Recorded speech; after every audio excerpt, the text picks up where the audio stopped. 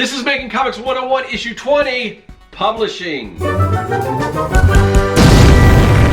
Greetings, people of the internet. I'm Scott with Serkworks Art Labs. Welcome, mad creators, to the underground laboratory where together we're going to create some awesome comics, because this is Making Comics 101. This is issue 20. Today we're talking about publishing. So how do you publish a comic? That is a question I get quite often, and it's really not that easy of a question to answer, but I'm going to do my best. Now, usually right off the bat when people think of publishing, they think of comic book publishers. Traditional comic book or graphic novel publishers like Marvel, DC, Image, Scholastic, First, Second, companies like that. You know, traditional comic book publishers. So we're not going to talk so much about that in this particular episode, because with those publishers, if you're lucky enough or skilled enough or fortunate enough to get on board with a publisher like that, they're going to take care of most of the, the actual publishing. You're not really going to have to worry about it so much. Now, I do want to get into, how do you approach companies like this to publish your books, but we'll cover that in another episode on pitching. Right now, I think I'm going to focus more on self-publishing,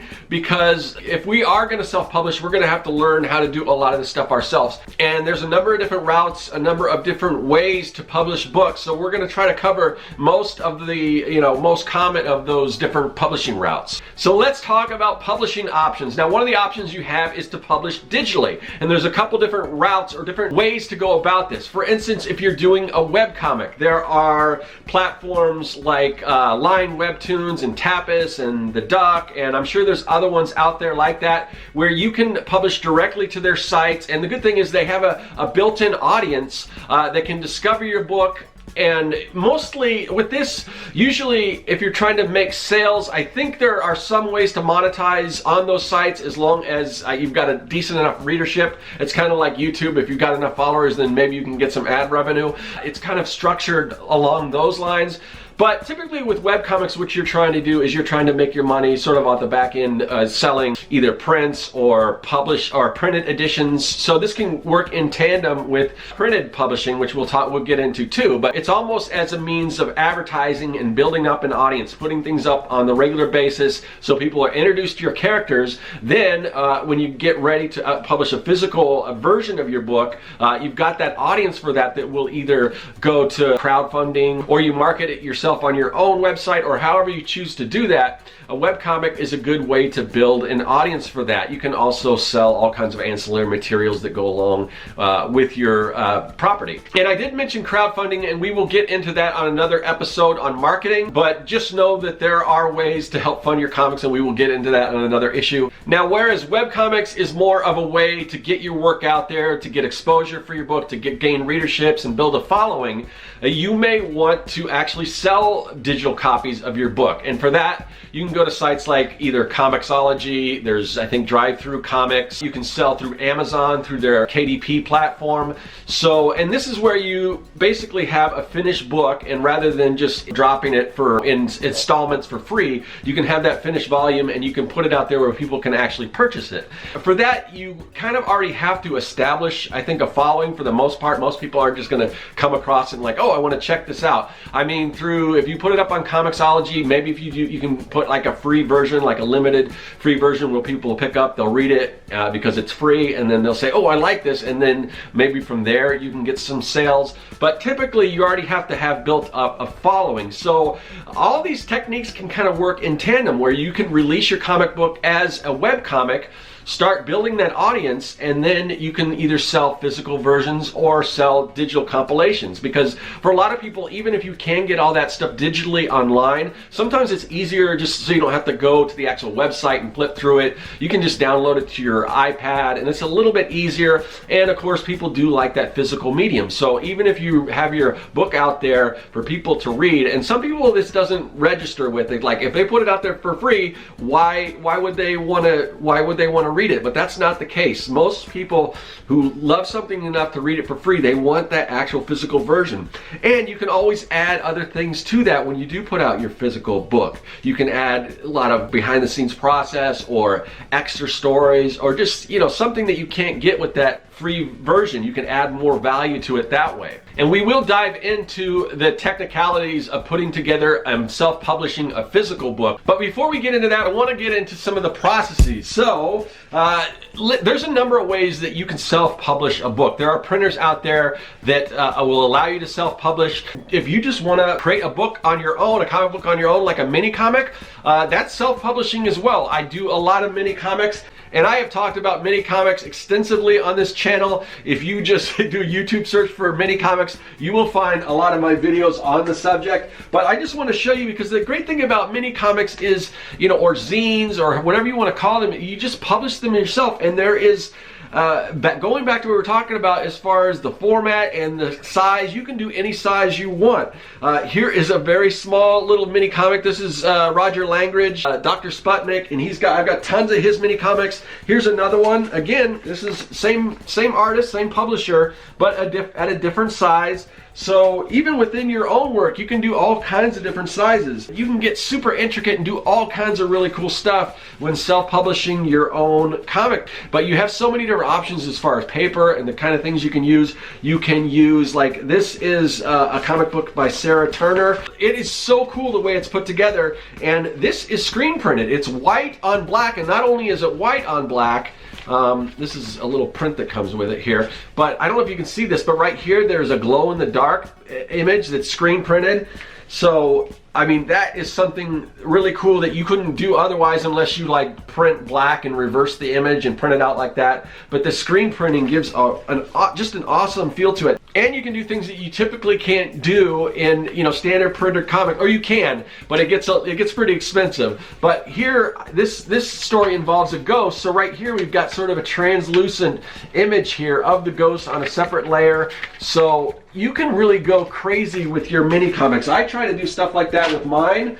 So these are some of my mini comics for my comic book Young and the Dead. This one's sort of got, you know, these caution tape that's over here and the little zombie hands. That's issue 1. For issue 2, it's got a noose and a little trap door that opens here.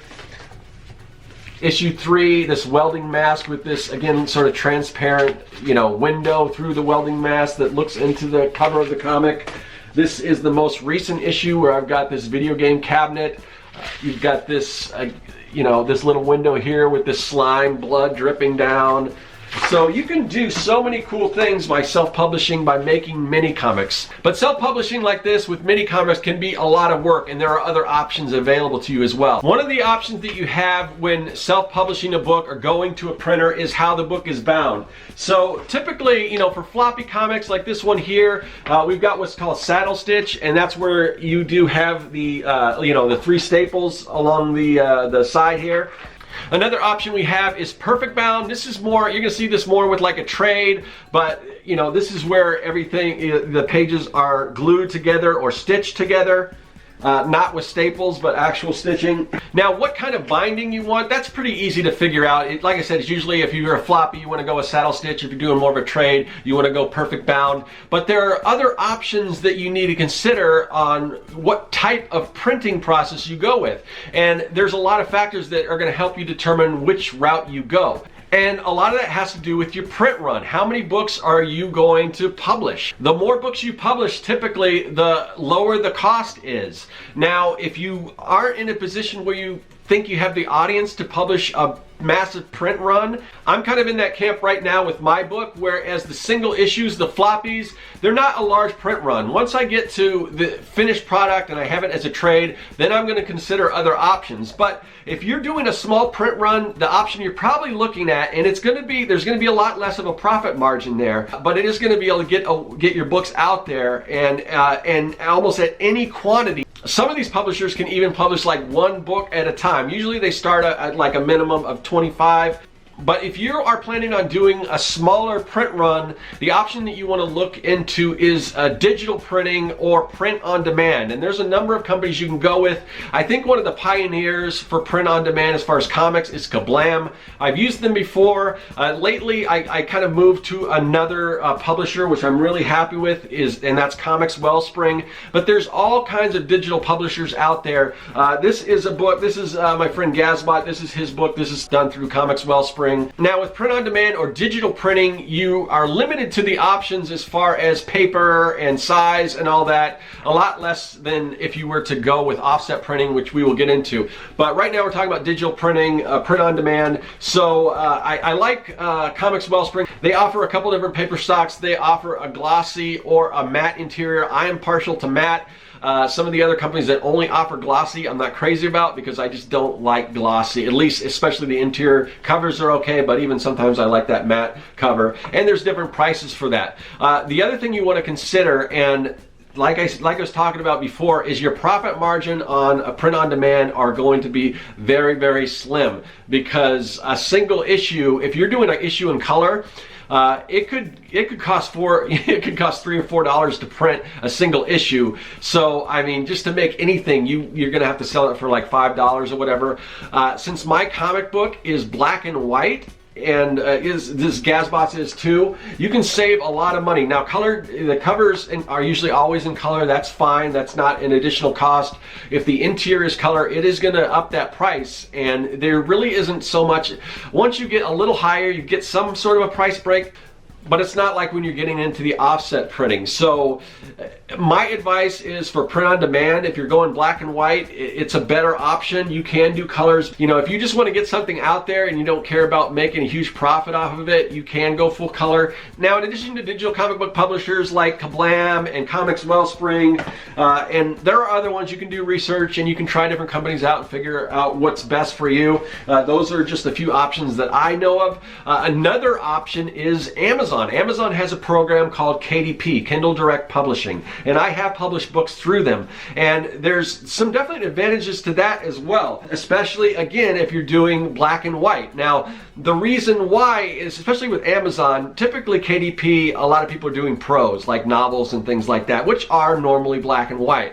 So once you get into color, it's super expensive. So most of the books that I publish through the KDP platform are black and white. Now KDP is split up between two different sort of options. You've got your digital, which are the downloadable PDF that you can have, and the printed book. Now the cool thing about that, because Amazon's marketplace is so big, you can upload your book to Amazon, and it's not that simple of a process. They don't make it very simple, so there's a lot of trial and error with that. But if you can figure it out, if you can get everything formatted correctly, you upload it to Amazon, they can ship everywhere. And you know, if you have Amazon Prime, for the customers, it's zero shipping. Now the books that I publish and sell through Amazon are my comic workbooks. I've got make your own manga, make your own heroes, make your own comics. And you know, again, they're black and white. This is make your own heroes. There's little stats for your heroes, and you can design your heroes and just different pages of that. So I sell that kind of stuff. I also have books with panels and sound effects and word balloons. But it is a great option for me because, like I said, Amazon is like the biggest marketplace out there, and you know, anyone can get these books. Now the profit margin, if I was to sell these, if I was to get these printed through, you know, offset printed and sell them on my sites, there'd be a bigger profit margin. But with this, I don't have to worry about it. I don't have to ship anything. People can go to Amazon, they can order it, Amazon ships them out, and people can find them. If you put the right keywords and everything, when people are searching for this stuff, they'll find it on Amazon and then they can purchase it. Now, as of this point right now, I don't have like my comic book Young and the Dead on here, but I know a lot of people who publish their comics through KDP. My friend Holly Brown, this is her book, Purgatory. You can get like a glossy cover like this. My cover is more of a matte finish. I really like this. It's just really got a cool finish to it. Interior wise, it's all the same paper stock. You can't choose heavier stock or anything. You can choose, I think, white and a cream paper. So you are a little bit limited. There are a number of different sizes that you can go with. If it's a custom, I think they will do custom sizes, but it costs a little more for custom. But there are a number of just standard sizes that you can choose from. So those are pretty much your options as far as print on demand. Another thing that Amazon offers is an ISBN number. So this book number, or some people refer to it as UPC code. This is, you know, you automatically get this. Normally, if you were going to publish a book, you'd have to pay for this, and they can get a little pricey. Amazon provides their own. Unless Amazon distributes this, and they do have programs that will get these into the bookstores and everything, but unless this is being distributed by Amazon, I don't know that this will work. But with Amazon, they do provide that code. So that's print on demand. And and like I said, that is a great option if you have a lower print run. But let's say you want to do a large print run. If you want to do things the way, say, a Marvel or DC or Image does it, in that case, the option you want to look into is offset printing. Now, offset printing requires you have to like set up plates and everything, and the more you print, the lower, you know, your cost, the more your cost is going to go down. So if you're printing, and usually it's around, maybe at the bare minimum, a run of 500, but usually 1,000 and up. If you're in those sort of numbers, you definitely don't want to go print on demand because it's just going to cost you a fortune. You want to go offset printing. You want to have them set up those plates, and you know, and with offset printing, you have way more options as far as the paper stock, as far as paper colors, but you have so many different options if you go with offset printing. Now, there are a number of printers out there that offer offset printing. Now, for comics, there's a couple that I'm going to bring up. I'm sure there's more, but if you want to go with a company that's familiar with publishing comics via offset printing, Print Ninja is a great one. I think they're more of a broker, so I think they go with different printers. I'm not positive on that. I haven't used them, but I think what they do is, you know, depending on the kind of printing and everything you need, they'll find the printer. I think it's usually printed in China, so they're sometimes offset printing will take a little bit longer. My experience with like print on demand is it's usually pretty fast turnaround. Not necessarily the case with offset printing, but you know, there are definitely advantage to offset printings when you're getting into these larger print runs. Another company is Mixam. I think it's Mixam, and they've got sort of a price calculator so you can kind of figure out all that. A lot of the print on demand companies have that as well. So that's a really cool feature. But these are a couple of options you can go to if you want to offset print your comic book. Now, there is a third printing option that I want to talk about that I think is really cool. Some people may not be that into it, depending on, you know, the type of product you want to put out there. But there is also WebPress, and basically what WebPress is, if you're an old school comic book collector, you know what comic books used to be when they were printed on newsprint. And newsprint is still very much around, and it is inexpensive, and the quality of printing compared to what it used to be is just amazing. A company that does this really well right now, one of the only companies that I'm aware of that prints on newsprint, is Alterna. So this is an Alterna title. This one is actually in black and white. This is the Adventures of, or the Legend of Log. But the good thing about printing on newsprint on a web press is it doesn't matter if it's color or black and white, it's the same price, and you can get the prices down really, really low. So this is, again, you know, you can look at the cover price, $1. How often do you see a comic book for $1 nowadays? But if you're okay with printing your comic book on newsprint, and I just want to show you, you know, the color quality has come a long way. This is ICYMI, in case you missed it, where it just, these are kind of reprints that they retell stories. This is an Eden story by Eric Henson, and look at the colors on this. Alterna, now they are a comic book publisher, but they have a program where you can print through them, and it's not published through them, so it's not going to have the Alterna logo and all that stuff, but they gang it up with their print runs, and it's called the Printer Partnership Program, or PPP for short. You do have to get a certain run, but the cost is minimal. I mean, it's somewhere around 50 cents an issue. It might be a little more now, I'm not sure. I don't know what the number of print runs you're looking for, but even if it's like 500 or whatever, at that price, it doesn't matter if you sell all of them, because you can create a comic for 50 cents and, you know, turn it around, sell for $1 or $2 or whatever.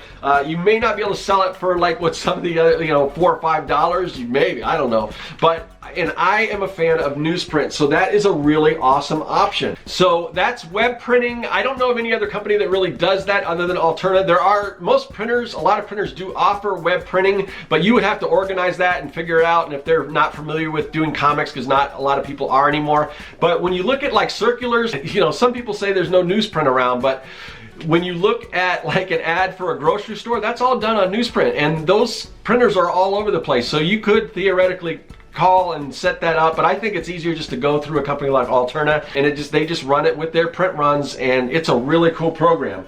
So that's web press. We talked about print on demand. We talked about offset printing. Offset printing, again, is the most versatile. You have the most option, and you can do all kinds of really cool stuff if you want to, from different paper stocks, different paper techniques, hardcover, soft cover. You know, usually with either the web press or the print on demand, you don't really have that many options as far as like hardcover. But if you want to go with the hardcover option, you know, a bound book like this. Here's another, you know, this is Jason Brubaker's Cithra. There's so many different options for hardcover books if you want to go that route, but that's going to be offset printing. And with that, the sky is pretty much the limit. Whatever you can dream up, they can do. It's just a matter of cost, really. And if those materials for doing that are available, if they can get them and everything, and there's really no limit to what you can do. For instance, even with paper, like this is Three Shadows. This book was put out by First Second.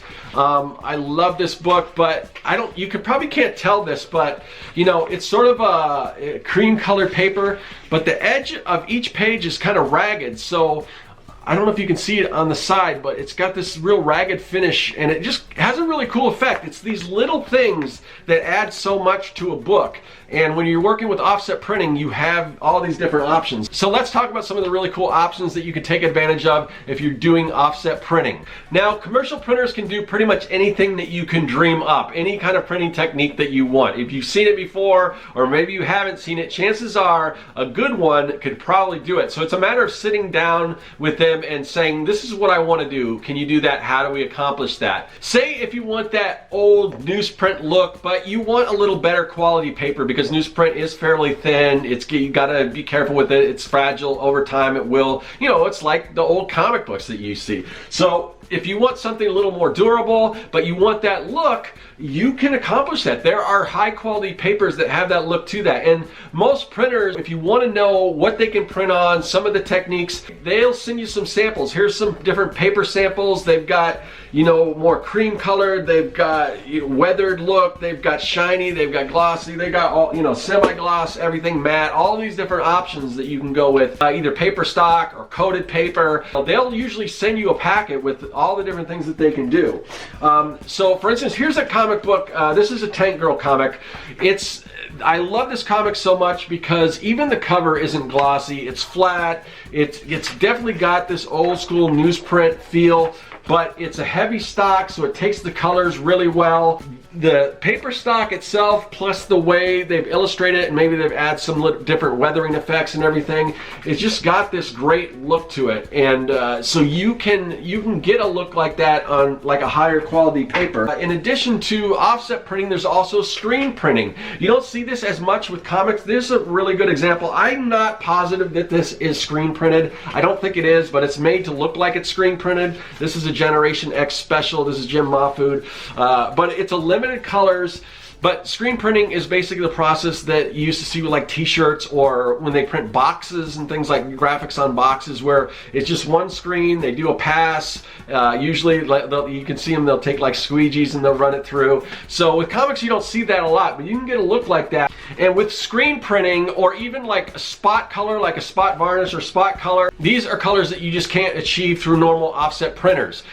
They have to run a separate pass, and that would be something like if you've got like something that's glow in the dark, or like a neon. These are colors that you can't, or a metallic. Those are going to be spot colors that they run separately. So you can run something as an offset printing and then run another pass if you want like a neon or something like that. Or if you're screen printing, you can use any of those colors because each one is a separate pass and it's not made up of CMYK. So I want to have a little fun and get into some of the gimmick printing. And this stuff came in vogue back in the 90s when comics were selling like crazy and people were using all kinds of really cool printing techniques. A lot of that is still around today. People are still using it, but you know, things like, and this is even before the 90s, but this is a 90s comic book, but the 3D look, this is an anaglyphic process. Now, this is, usually you don't see this so much in color. I don't think it works as well in color because you've you've got the red and blue glasses and your colors tend to look muted. But for like a black and white, like I've used this is a print of mine, and I've done other prints that use this.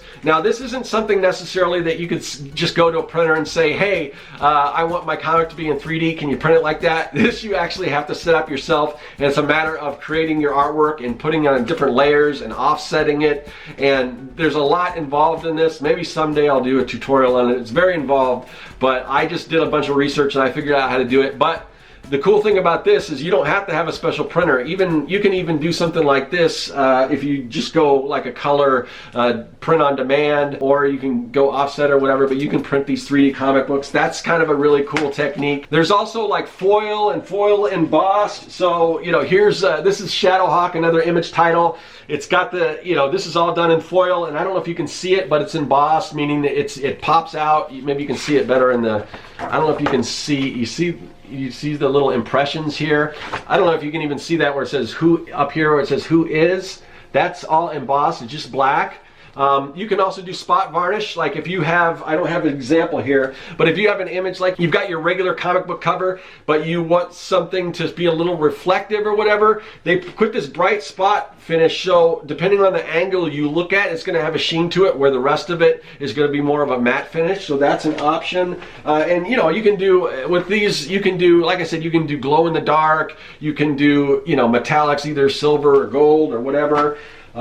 Here, this is sort of I'm not really sure what this technique is, but it's also embossed, and then it looks like it's engraved.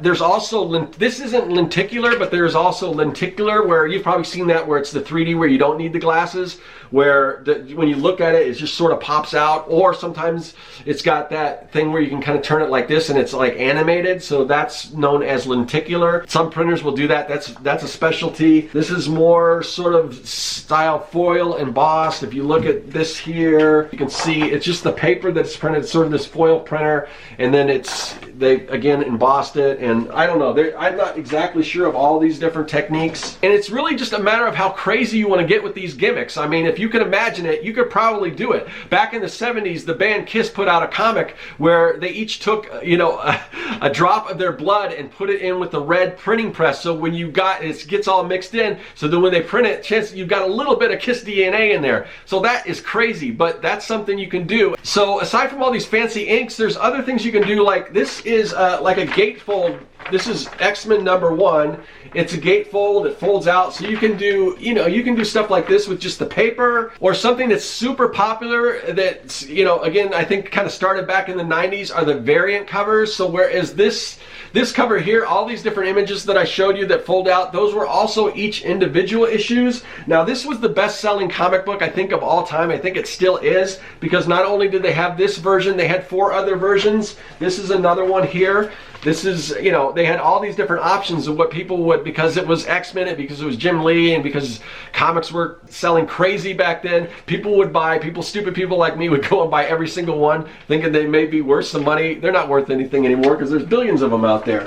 I guess we didn't learn a lesson or whatever, or people just like options like that. So there are still variant covers out there today. This is an Alpha Flight comic that I picked up. Now with me, I don't buy all the different variants. I just picked the one I liked. I picked this one because I thought it was kind of cool, because it is, you know, it's the original Alpha Flight team, and they're from Canada, so they're all sitting down at a restaurant eating poutine, which I just thought was great. But as you can see up here, it says Variant Edition. People know that there's these different versions out there, and you know, nowadays I know my local comic book shop, they'll hire an artist to do an exclusive cover just for their store. So, and not only can they sell that in their store, but they can also sell it online. So there's so many of these different options out there. So depending if you want a certain artist cover or whatever, when we get into marketing, talking about Kickstarters, it's a great option, because you can offer something at different tiers, like, oh, you can get this variant cover, and it's really just a different cover. It doesn't require reprinting the whole book and everything. So these covers are, you know, still very much alive, something that's happening today, and just an option you can get for printing. One other thing that I wanted to bring up, I want to kind of leave with this, is something that an idea that I really like a lot, that I've done a few of these myself, and that is the sketch sketch cover. So even the print-on-demand companies, a lot of them will offer the sketch cover, which is more, not even like a matte finish, but just standard paper finished. This is a sketch that came with a book that I bought, or a sketchbook from Sean Galloway. And then they, you know, on the back, he's got a little area where he did the sketch. But I've done comics, you know, Marvel and DC, they will all publish these books where it's the comic book, it's got the logo, but it's blank. So you can go in and you can do your own sketches. And it's kind of a cool idea because it's a way that you could sort of do legal fan art, because they don't, you know, even though most people can get away with doing fan art anyway, Marvel and DC decided that, hey, if people are going to be doing these sketches, why not sell a book that they can do the sketch on? So at least they're getting some money out of it.